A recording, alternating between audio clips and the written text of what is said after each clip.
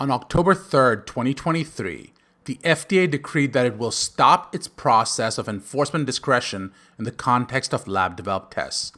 Lab-developed tests which previously did not need FDA approval or registration may be subject to such requirements. Several LDT developers had dozens of such tests that they were offering and would now be expected to get approvals or registrations in place.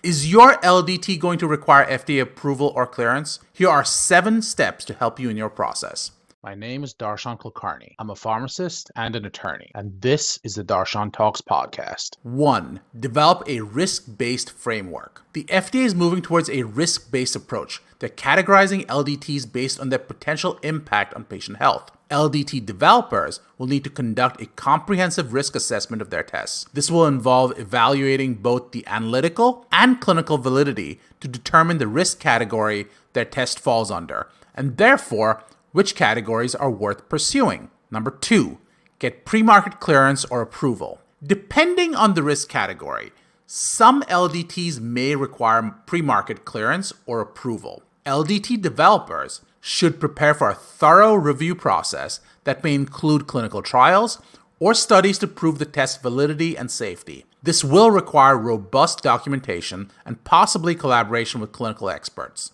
LDT developers will need to register their tests with this system, providing detailed information about the test, its components, and its intended use. Number 3, quality control and quality assurance. The FDA requires stringent quality control and assurance processes. LDT developers will therefore need to implement and maintain a quality management system that complies with FDA guidelines. This will involve regular audits, both internal and possibly external. As necessary, the developer will also need to implement and update its systems and update the FDA as necessary. Number 4, labeling and marketing. Approved and cleared FDA products have clear guidelines on how these products can be labeled and marketed. Developers should ensure that all marketing materials, including labels and marketing, are in compliance with FDA regulations. Number 5, data security and patient privacy. With the increasing use of software and electronic data in LDTs,